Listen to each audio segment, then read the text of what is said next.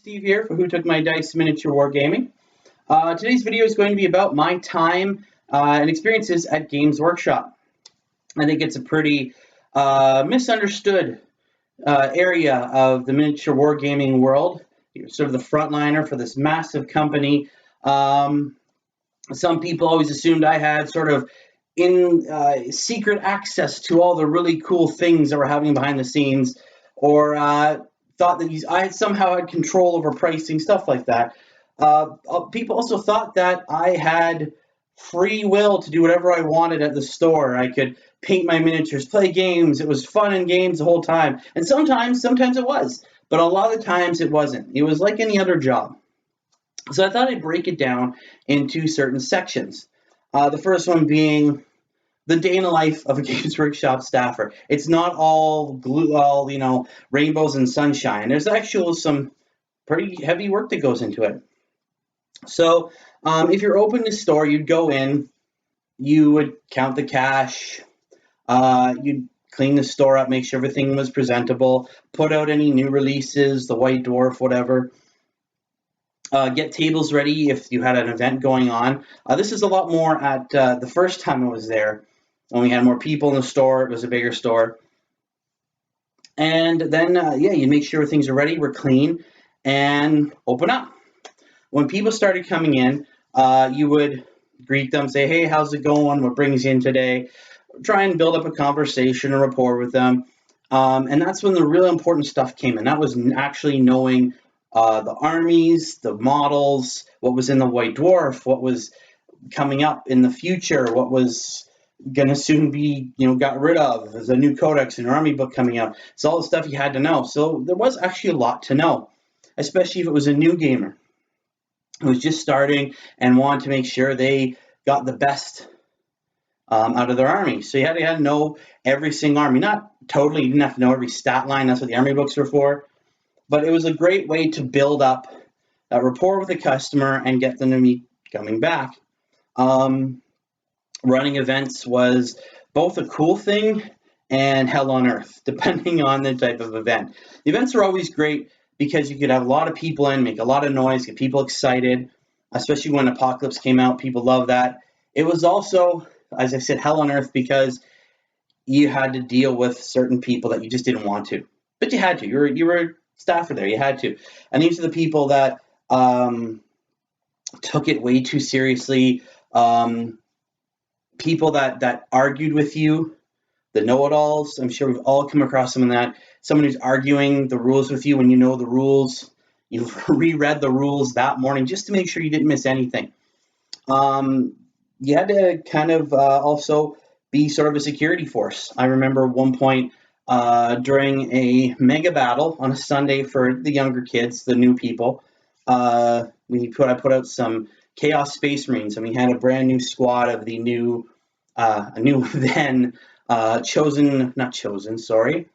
possessed Chaos Space Marines. And at the end, one of them went missing.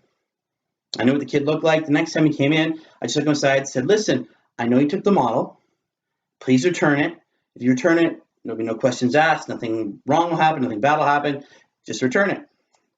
He took it right off. I thought, okay, well, I probably scared him away, but I had to confront him about it. I know he took it. 2 days later, and he comes in with this model that had broken half at this point. Never saw him again after that, but he did return the model. And so you was always watching. It was another thing you had to do. You kind of had to be your own security guard while you were doing everything else. Even if that meant when you were talking to one person, you were kind of watching in the corner as someone else. This is not very hard for someone to take one of those things off the shelf and put in their pocket. What else? Yeah, beyond that, when it came to doing your own stuff, that was kind of a rare treat. More often than not, if you're painting something, it was for a store army, display pieces for new stuff, games days when we still had them in Canada. I remember one of the first things I had to do when I first started working, I had to paint something like 50 plus Moria goblins that our store had been tasked to paint for a Lord of the Rings table at Games Day in Toronto. I got all 50 done. I think I kind of lost touch with reality around number 49, 50. I looked up, the world was kind of spinning, and I was, oh my God. But It was part of the job. There were other things as well. Now, one of the cool things we got to do at the time was if there was something new and we wanted to paint it, we wanted to have it, we'd actually paint it. We had to get paint up at a certain time, and it had to go on display and it had to be fully finished. And I managed to do that with a bunch of stuff. When we got the Space Marine casualties in, Space Marine casualties, I can talk today, in when they were metal, I painted those up right away. I think I had them done in like half an hour, just going to town on it. And they looked nice. They were ready to go. And when it came to also painting our own stuff, we were allowed to if we hit targets. We had to hit all our targets. I'll get to the targets in a minute because that was another important part of it. If you got all your targets, you hit all your goals, the next month you could actually, when you had time, when no one was in the store, when you had the availability, you could actually paint your own models, which is really cool. That way you could build your own models. I had my Ultramarines on display at the store. Things started changing right before I was let go there. But yeah, the new store, completely different. When I was at the store in its new location, it was a one-man store. So really all it was then was just trying to sell stuff. And I'll get to that because that kind of bothered me. It was a change in, it was also, I guess, a change in the the corporate policy, that's what I want to say. But I'll get to that in a second. And one of the other responsibilities the Games Workshop staffer had was hitting those aforementioned targets. Now, back in 2007 to 2009 we had a certain set of targets. One of them was financial. You had to make a certain amount of money every day, week, month to hit that target. But we also had targets for things like painting lessons, core units, and intro games. Intro games are obviously very important. That's to introduce it to new people. Even if they've played one game, you try and introduce to another one, you never know, they might pick up that one as well. That was very, very important. You had to make it fun and energetic and get people drawn in. And that was actually a hard thing to do. You had to learn. That was something I was okay at first. I got really good at it later on, but it was actually difficult to get the rules out in a simplified manner, to get someone excited, to get them excited about these little plastic warriors on the table. Painting lessons were pretty simple. It was the next step. Someone's bought a starter set or bought that pack of, I don't know, Kroot, whatever, and now you have to help them paint it. That was another important part. The core units, that was things like starter sets, rule books, anything that people absolutely needed to play the game. They had a certain amount of that. And we did really, really well at that. I remember 2008, we got an award for Best Hobby Builder. I think it was in Ontario. I'm not sure anymore, but it was a big deal. We really worked our butts off to get that done, to be just that awesome. After I was let go, there were some big changes. I didn't follow all of them, but when I did work again for the company, that's when I really felt them. The second time through just wasn't as fun. There's a number of reasons. One, it was a one-man store. You didn't have other people to bounce stories off of there was a cool thing that you do where you have both of you kind of working a story together to build up excitement, get people really energized for playing games. They go, oh man, I can't wait to get that unit. I can't wait to put my army, come in and play some games. There's a Apocalypse game coming next week. We're going to do that. I'm going to throw the unit on. Lots of people excited because you tell them, oh yeah, that time I was playing this game, my Space Marines, the Deep Strike Den, and all that cool stuff. It had changed, as I was saying before, the store. I was only really in charge of one target at that point, and that was making sales. I had to make a certain amount every week, every month. That was it, which is unfortunate. So I think it really hampered the development of new people into the hobby, especially in that area. In being a one-man store, you can only do so much. It was really hard to run intro games. It was really hard to do painting lessons because you were bouncing around from customer to customer. And you kind of had to take care of each one's needs at the same time. I think they call it ping-ponging, just bouncing around. And it was difficult. It was hard to run an intro game where you had to go, excuse me, I have to go help this customer at the cash. I'll be back in a second. It slows it down. The energy goes away. The fun goes away. And the person just does not enjoy themselves as much. And because there's sometimes been a lot of time on your own in a one-man store. There's dead times, obviously, when people are in school, work. It's a Wednesday. It's 1 o'clock. There's no one there. And you kind of go around, clean up the store, make sure you've put everything out that need to go out. And That was kind of it. You read the books. It was kind of like Christmas back in the old days. That's for later. That's another story. So next, I've got all that out of the way. The next thing that people, there was a lot of crazy stuff that went on.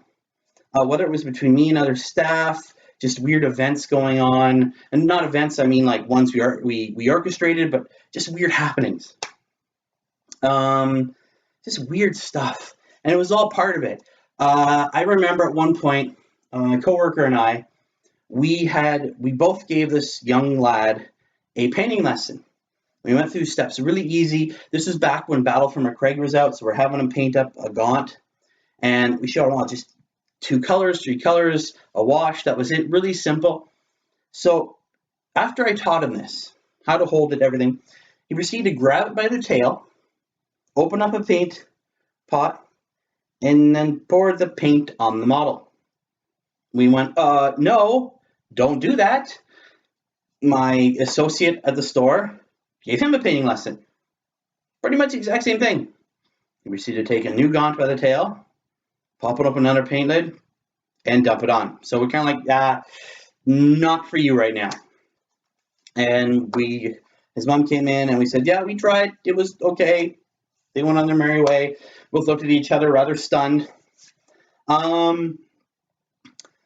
There was always one of the other things we had to watch out for, and this was part of it, one of those crazy things, is there was a policy back in the day where you couldn't put on any real-world political, religious insignia on anything. That wasn't what it was about. And this young man came in with a really well-painted army, but it was his Third Reich army. Yeah, we don't kind of want that sort of thing associated with Games Workshop. So I asked him, dude, like, you know you can't do this. We had told him before, we can't do this. You can't have that on the board. I'm sorry. It's just not allowed. You can't have that type of insignia. Like, it was in the Iron Cross and everything. So we can't have that. Well, he threw a fit. He got upset.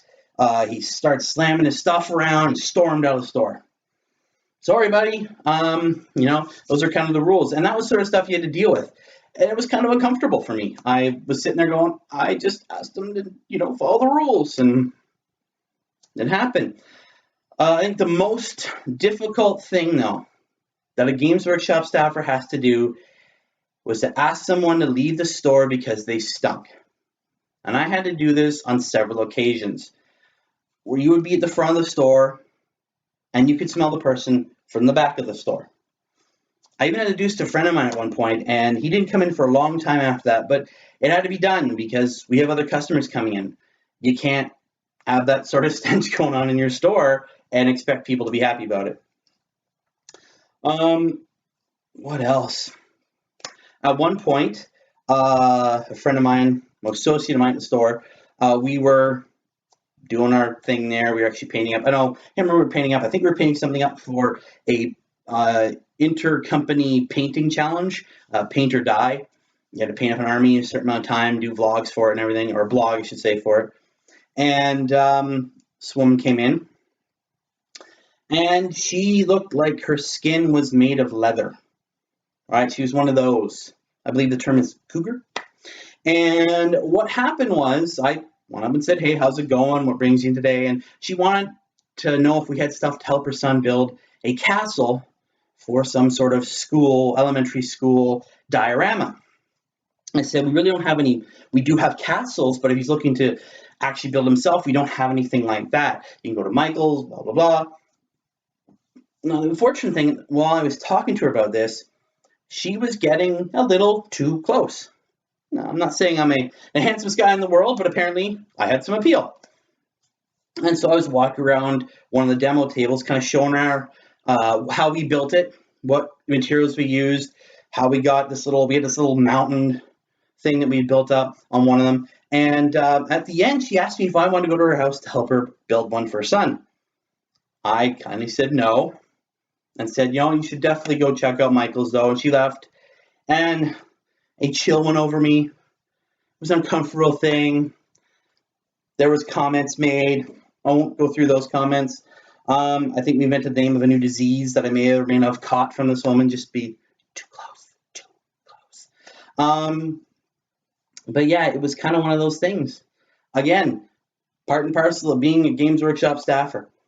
Um, the other thing that I want to talk about is the change that happened in between my two tenures at Games Workshop. Like I said, the first time was fun. It was a lot of fun, a lot of hard work, especially around Christmas, which I should probably get to now. Christmas at that Games Workshop store was crazy, and it was hard. Mostly because we were in a mall in Ottawa, and it had its own set times, and you had to be open for those set times. So your days would be long. Even if you opened, the store would be open at 9 and close at 11 o'clock at night. And it was really bad if you were stuck there with the closing shift. And everybody got them. No one was free from it. But it was rough because, not rough physically, just sort of mentally. Because you could be there, your last customer was at 7:30, 8 o'clock, and you had another 3.5 hours before the store closed. And so you cleaned what you could clean. You couldn't vacuum yet, obviously, which was another thing. You could only just kind of dust, wipe down the glass on the display cases, and you just kind of read through the books. I think after the first Christmas, I knew what was in every single book and on which page it was on, and rules just like this, because you read through everything. Whether it was Lord of the Rings, Warhammer 40,000, Warhammer Fantasy, even some of the special stuff, just kind of read through it all, knew a lot of it. But back to the first store, it was a lot of fun. There was great people to work with. There was a lot of camaraderie, a lot of a good brotherhood of people there. And because we had these other things like painting lessons and intro games, you could really build people up, get it excited, get people into it. It was amazing.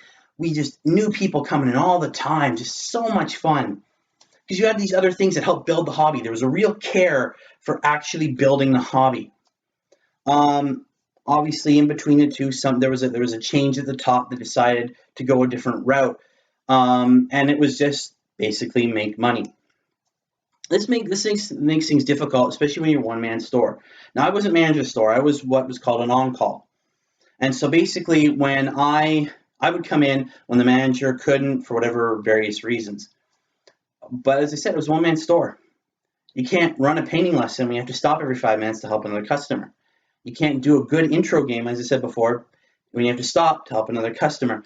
And it really, really hurt. Not just, you kind of felt bad, like, man, there's no one coming in. I can't get people excited. I can't get people energized. And I heard this from customers. I heard this from people who had been super excited before and left the hobby. It seemed like the company just didn't care about people anymore. And I felt the same way. Even when I was working there, I felt the exact same way.